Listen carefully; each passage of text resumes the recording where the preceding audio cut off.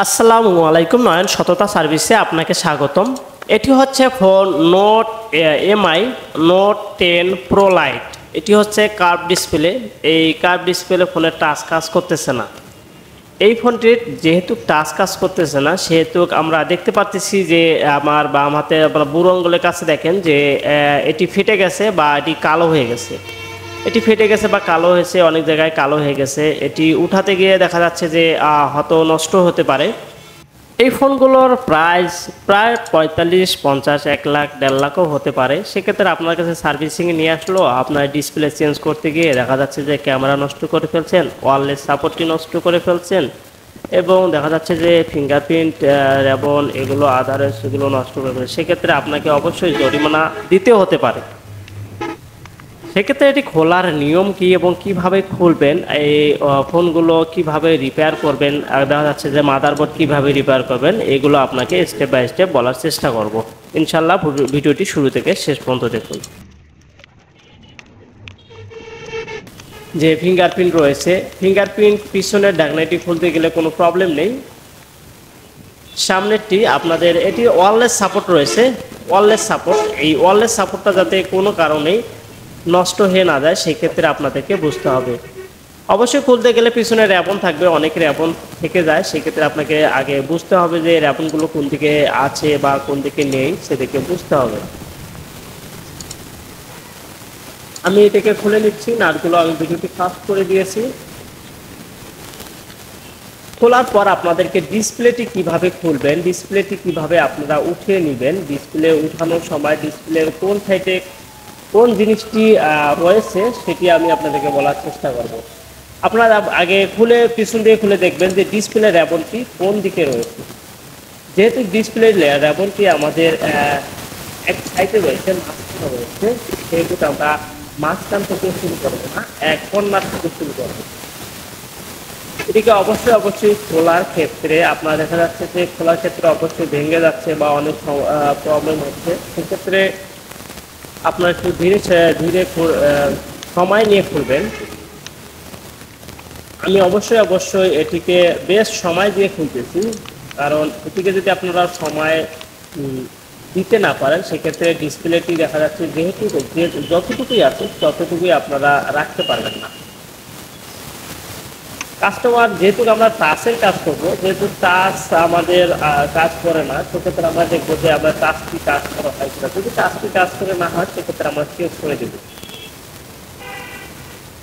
এটি খুলতে গিয়ে মাঝখানে ফিঙ্গারপ্রিন্ট রয়েছে। অবশ্যই মাঝখানে ফিঙ্গারপ্রিন্টটি আপনারা সতর্কভাবে খুলবেন, কারণ এটি গ্লাস ফিঙ্গারপ্রিন্ট।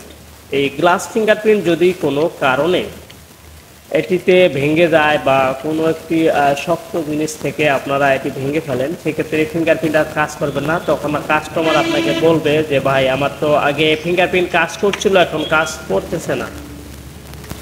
সেক্ষেত্রে আপনি একটু বিপদে পড়ে যাবেন। অবশ্যই আপনি এই ফোনগুলো খোলার সময়, যেহেতু এই ফোনগুলোর দাম হচ্ছে আপনাদের 45,000, 50,000 বা 1 লাখও হতে পারে। এই দামি ফোনগুলো কীভাবে আপনারা স্টেপ বাই স্টেপ খুলবেন বা রিপেয়ার করবেন, দেখা যাচ্ছে আপনাদের শুধু ডিসপ্লের কাজ না, অনেক কাজ হতে পারে, মাউস স্পিকার হতে পারে, স্পিকার হতে পারে, ক্যামেরা ঘোলা হয়ে গেছে, সেগুলো আপনাদেরকে রিপেয়ার করতে হতে, ফিঙ্গারপ্রিন্ট কাজ করতেছে না আদারওয়াইজ, সেগুলো আপনাদেরকে রিপেয়ার করে দিতে হতে পারে। অবশ্যই যেহেতু দামি ফোন, সেক্ষেত্রে এই আপনারা যেখানে কালো যে স্ক্রিনটা দেখতেছেন যে এখানে রয়েছে আপনাদের ফিঙ্গারের আপনাদের প্রধান জয়েন্ট, যে আপনাদের র্যাবন থেকে যে কানেক্টর রয়েছে, এখান থেকে জয়েন্ট হয়ে নেক্সট স্টেপে দেখা যাচ্ছে যে এখান থেকে জয়েন্ট হয়ে তারপর ওখান থেকে আরেকটি র্যাবন হয়ে তারপর আপনাদের ডিসপ্লেতে কানেকশন চলে গেছে। সেক্ষেত্রে আপনাকে ডিসপ্লেটি খোলার সময় অবশ্যই এই জিনিসগুলো স্মরণ রাখতে হবে বা খেয়াল রাখতে হবে। এটিভাবে খুলে নেবেন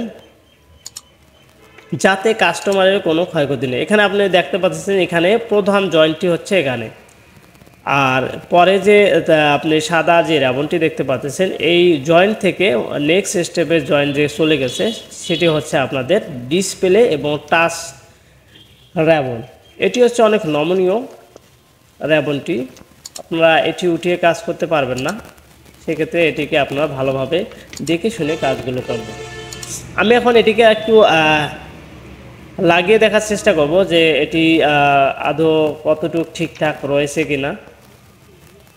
এইগুলো কার্ভ ডিসপ্লেগুলো অনেক সময় খুলতে গেলে অনেক সময় না নষ্ট হয়, কারণ এটিকে যদি আপনাদের ডিসপ্লেটি ফাটা না থাকতো সেক্ষেত্রে আমি সম্পূর্ণ ভালোভাবেই খুলতাম। যেহেতু ডিসপ্লেটা নিচে ফাটা রয়েছে, এই নিচে ফাটার কারণে বা নিচে কালো দাগ ছিল, সেই কারণে এই ডিসপ্লেটি একটু ক্ষতিগ্রস্ত হতেই পারে।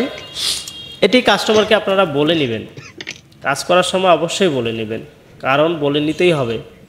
এটি আপনারা কিভাবে খুলবেন আমি এই স্টেপটি দেখালাম। আমি ফোনটি একটু চালু করে দেখানোর চেষ্টা করি। দেখেন এই ঠিক ফাটা জায়গা থেকে শুরু হয়ে গেছে এই কালো দাগটা, আমার নিচে যে ফাটাটা ছিল এখান থেকেই শুরু হয়ে গেছে। এভাবে আপনারা কাস্টমারকে বলে নেবেন, অবশ্যই বলে নিয়ে কাজগুলো করবেন।